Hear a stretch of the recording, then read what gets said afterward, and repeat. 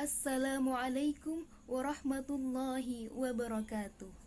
Alhamdulillahilladzi arsala rasulahu bil huda wa dinil haq liyuzhirahu 'ala dini kulli walau karihal musyrikun.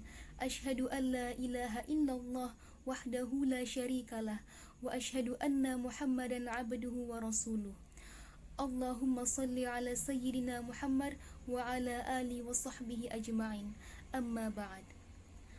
Pada kesempatan kali ini, saya akan membawakan sebuah kultum yang berjudul Tips Mengatasi Kegalauan.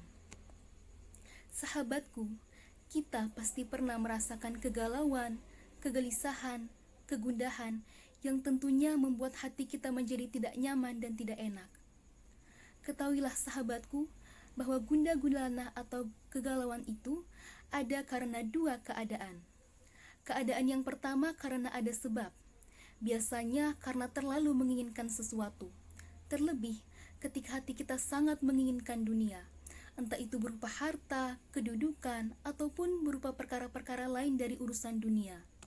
Ketika hati kita sangat menginginkannya, bahkan kita khawatir tidak mendapatkannya, hati kita sering gundah gulanah dan galau.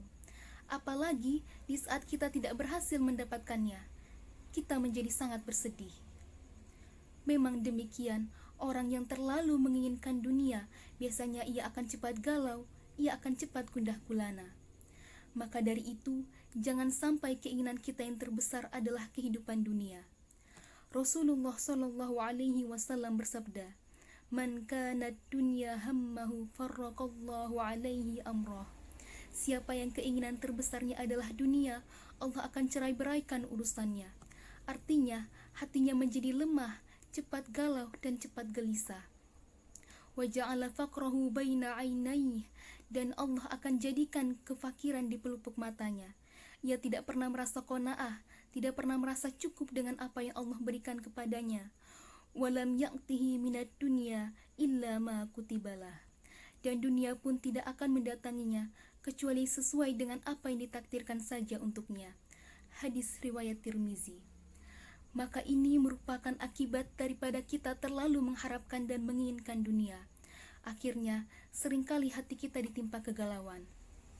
Yang kedua, galau yang datang tiba-tiba tanpa sebab. Tiba-tiba hati kita galau, tiba-tiba hati kita sedih.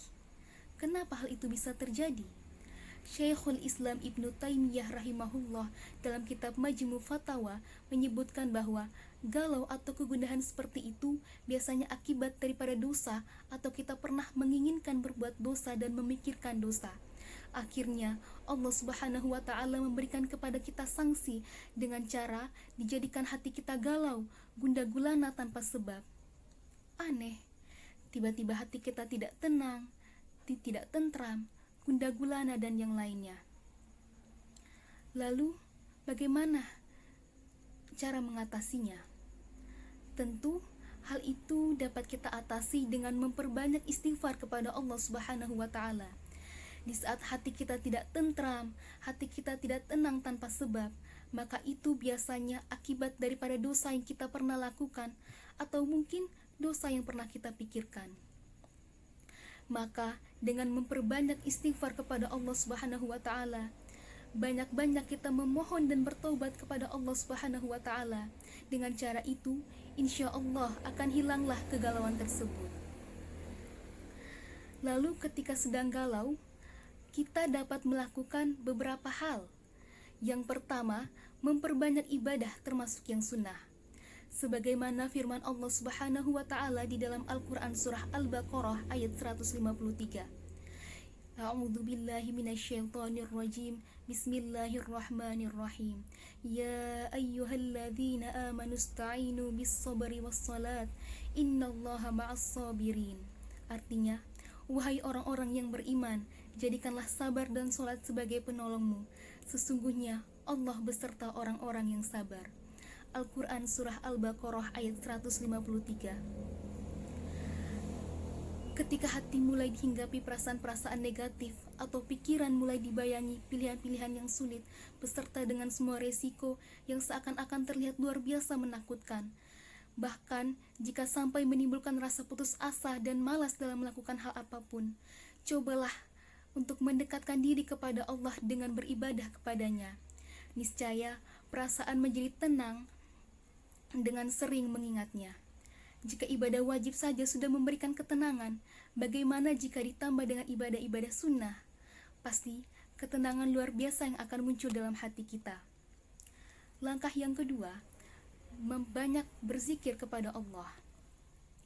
Tidak ada sesuatu yang bermanfaat untuk hati yang galau daripada berzikir kepada Allah. Karena dengan berzikir itulah hati menjadi tenang dan tentram. Allah Ta'ala berfirman, "Ala bidzikrillahi tatma'innul qulub." Ketahuilah, hanya dengan berzikir kepada Allah, hati menjadi tenang dan tentram. Al-Quran Surah Ar-Ra'd ayat 28. Yang ketiga, memperbanyak membaca Al-Quran.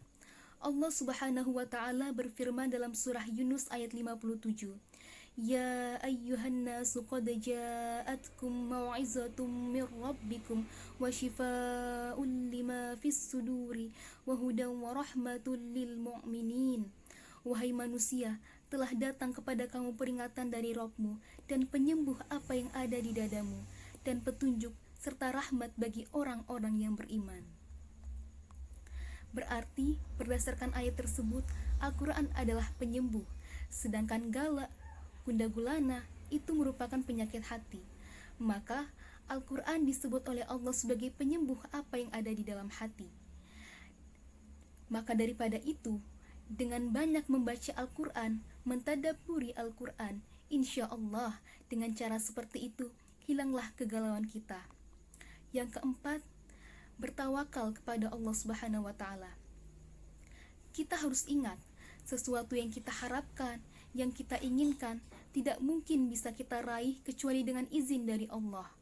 Apabila kita bertawakal hanya kepada Allah dan kita serahkan semuanya kepada Allah, dan kita berusaha untuk ridho dengan ketentuan Allah Subhanahu wa Ta'ala, insya Allah hati kita tidak akan gundah gulana, hati kita tidak akan galau.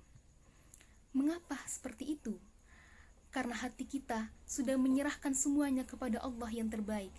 Apa yang terbaik di sisi Allah, itulah yang kita terima dan kita berusaha untuk ridho menerimanya. Yang kelima, jangan mengadu kepada manusia.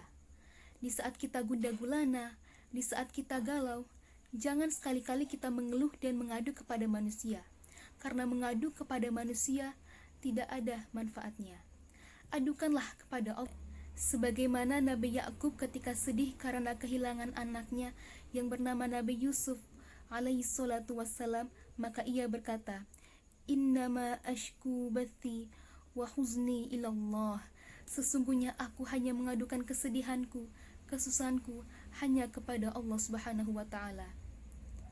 Al-Quran Surah Yusuf ayat 86.